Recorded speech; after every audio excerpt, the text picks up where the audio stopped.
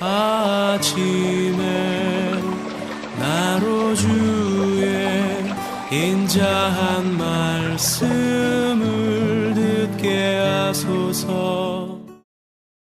성도 여러분 안녕하세요. 토요일입니다. 오늘도 하나님의 은혜가 여러분들의 삶의 자리에 가득하기를 간절히 소망합니다. 말씀 한 곳 봅니다. 욥기 28장 제가 20절부터 28절까지 말씀을 봉독해 드립니다. 그런즉 지혜는 어디서 오며 명철이 머무는 곳은 어디인고 모든 생물의 눈에 숨겨졌고 공중의 새에게 가려졌으며 멸망과 사망도 이르기를 우리가 귀로 그 소문을 들었다 하느니라.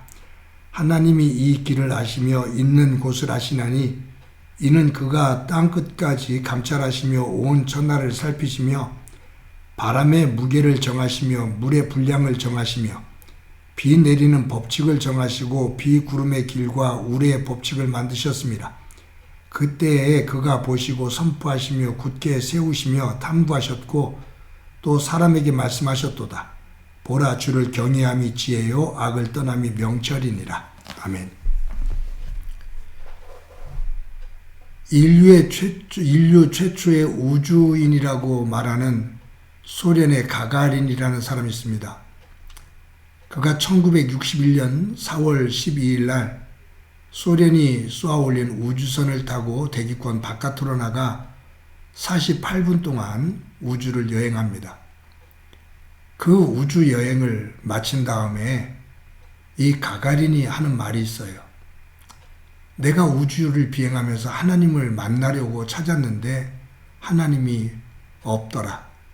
하나님은 없다. 하나님은 존재하지 않는다. 라고 말합니다. 이 말이 유명해졌지요. 그래서 소련은 공산주의를 더 강화시키기 위해서 그들이 무신론을 주장하니까 신은 없다라는 것을 강조하기 위해서 가가린이 우주에서 손을 올리고 손으로 눈을 올린 상태 속에서 우주에서 하나님을 찾는 그 사진을 찍어서 하나님을 아무리 찾아도 하나님은 없었다. 신은 없다라는 그러한 논리를 펼쳐나갑니다. 그 가가린이 1968년에 그 제트기 훈련을 하다가 사망을 해요. 그 이후에 미국에서 달에 우주선을 쏩니다. 인류가 달에 최초로 착륙을 하죠. 가장 먼저 달을 밟은 사람이 암스트롱입니다. 암스트롱이 달에 착륙해서 그가 읽었던 그 시편이 있어요. 시편 121편입니다. 내가 산을 향하여 눈을 들리라. 나의 도움이 어디서 올까? 나의 도움이 천지를 지으신 여호와에게서로다. 시편을 쭉 낭독을 합니다. 한 사람은 우주선을 타고 대기권 바깥으로 나가 48분 동안 우주 여행을 하면서 하나님은 없다라고 하나님을 조롱하고요. 한 사람은 달에 착륙해서 하나님의 도우심, 하나님의 섭리를 찬양하며 시편 121편을 낭송을 합니다. 대조적인 모습이죠. 사람이 어떤 가치관, 어떤 세계관을 가지고 사느냐에 따라서 방향이 다르고 삶의 내용이 다릅니다. 그런데 방향과 삶의 내용이 다르면 그 결과, 그 끝이 다릅니다. 가가린의 죽음, 암스트롱의 삶, 그것은 극과 극을 이룹니다. 여러분, 어떤 사람들은 인간의 이성으로 발달시킨 과학이 발달하면 발달할수록 하나님의 영역이 좁아진다라고 말합니다. 일리가 있는 말이에요. 옛날에는 신의 영역으로 그렇게 표현을 했었는데 과학이 발달되면서 신의 영역이라고 생각이 안 하거든요. 자연의 이치라고 보거든요. 그냥 우리가 쉽게 얘기해서 풍랑입니다. 용왕이 했다고 하거든요. 화산이 폭발합니다. 산신령이 노했다고 하거든요. 가뭄이 듭니다. 하늘의 신이 노했다고 그랬거든요. 그런데 알고 보니까 그런 것들이 지진으로 인해서, 해일로 인해서, 또한 기후의 변화에 의해서 가뭄이 오고 태풍이 오고 하는 그 기후의 흐름, 그런 거였거든요. 그런데 더 넓게 보면 그 자연의 모든 것들을 주관하시는 그 신, 그 하나님이 계시다 그거예요. 그래서 어떤 과학자들은 과학을 통해서 하나님이 없다라는 것을 증명하겠다라고 말하고, 어떤 과학자들은 과학은 하면 할수록 한계를 느끼며 이 과학으로 알 수 없는 그 어떤 무엇이 분명히 있다. 그 무엇. 또 어떤 사람은 그것을 하나님이라고 고백을 합니다. 마찬가지죠. 어떤 생각과 가치관을 가지고 사느냐에 따라 표현이 달라지고, 그 말이 달라지면 생활이 달라지고 삶이 달라진다 그 말이에요. 오늘 제가 이 욥기 28장 20절부터 읽어드렸지만 사실 12절 13절에 보면 이 말씀에 키가 나오는, 키의 중심이 되어지는 그러한 말씀이 나옵니다. 제가 한번 읽어드릴게요. 그러나 지혜는 어디서 얻으며 명철이 있는 곳은 어디인고 그 길을 사람이 알지 못하나니 사람 사는 땅에서는 찾을 수 없구나. 그러니까 이 욥은 그 지혜와 그 명철은 어디서 오는가? 그 근원은 어딘가? 사람이 그 지혜와 명철의 근원을 알 수가 없고, 사람이 살고 있는 이 땅, 그 지금 1절부터 11절까지 그 땅에서 이루어지는 광물들, 뭐 이런 여러 가지의 그 최첨단의 그 당시에 과학적인 사고를 가지고 봤던 부분이 있잖아요. 이 땅의 이치를 가지고 그 하나님의 지혜, 그 참 지혜와 참 명철을 알 수가 없다라고 욥이 말해요. 그러면서 28절에 다시 한번 강조하죠. 그런즉 지혜는 어디서 오며 명철이 머무는 곳은 어디인고 도저히 사람으로서는, 세상의 이치로서는 알 수가 없다. 그러면서 28절에 또 사람에게 말씀하셨도다. 보라, 주를 경외함이 지혜요 악을 떠남이 명철이니라. 즉 욥은 참 지혜와 명철은 사람과 이 땅의 이치에 있는 것이 아니라 하나님에게 있다. 그 하나님의 뜻에 순종해서 사는 곳에 진정한 명철함이 있다. 지혜와 명철의 주인은 하나님이시다 그 말이에요.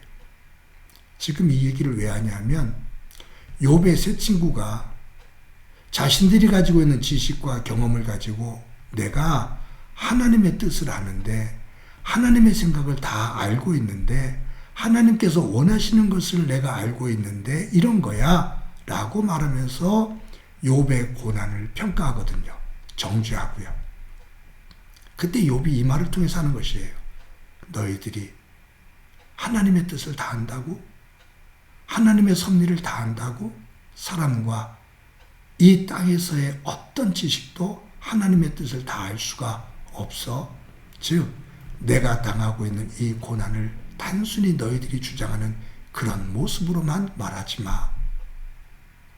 내가 당하는 고난, 그것을 알 수 있는 분은, 그 의미를 알 수 있는 분은 지혜와 명철의 주인이신 하나님이야. 그 하나님이 분명 이 고난을 통해서 나에게 무언가를 말씀하고 계신 거야. 그것을 함부로 내 죄 때문이라고 그렇게 어리석게 단정하지 마. 그 말이에요.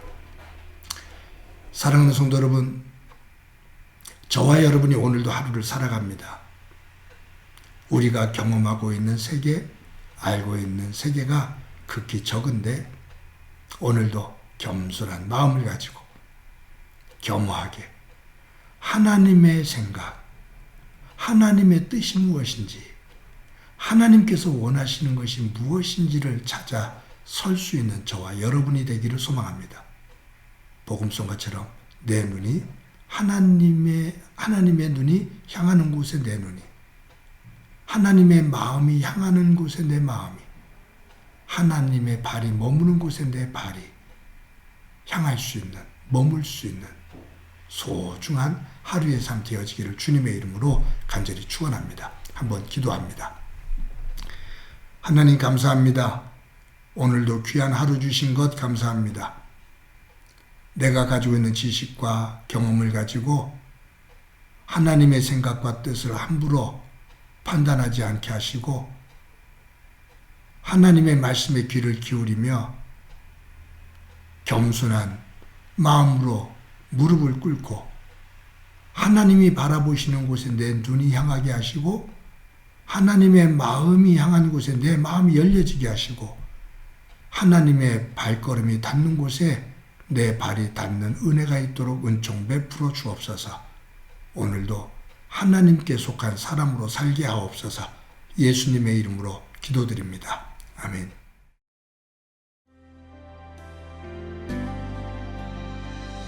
아버지 당신의 마음이 있는 곳에 나의 마음이 있기를 원해요. 아버지 당신의 눈물이 고인 곳에 나의 눈물이 고이길 원해요. 아버지 당신이 바라보는 영혼에게 나의 두 눈이 향하길 원해요. 아버지 당신이 울고 있는 어두운 땅에 나의 두 발이 향하길 원해요. 나의 마음이 아버지의 마음 알아. 내 모든 뜻 아버지의 뜻이 될 수 있기를. 나의 온몸이 아버지의 마음 알아. 내 모든 삶 당신의 삶 되기를.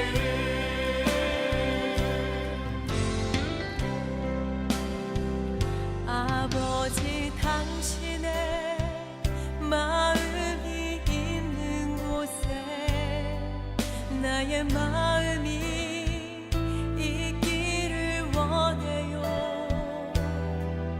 아버지 당신의 눈물이 고인 곳에 나의 눈물이 고이길 원해요.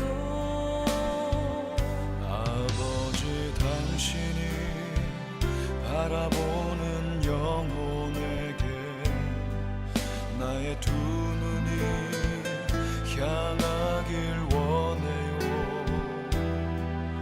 아버지 당신이 울고 있는 어두운 땅에 나의 두 발이 향하길 원해요.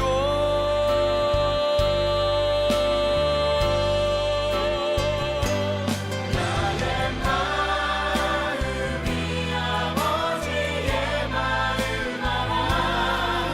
내 모든 뜻 아버지의 뜻이 될 수 있기를. 나의 온몸이 아버지의 마음 알아. 내 모든 삶 당신의 삶 되기를. 나의 마음이 아버지의 마음 알아.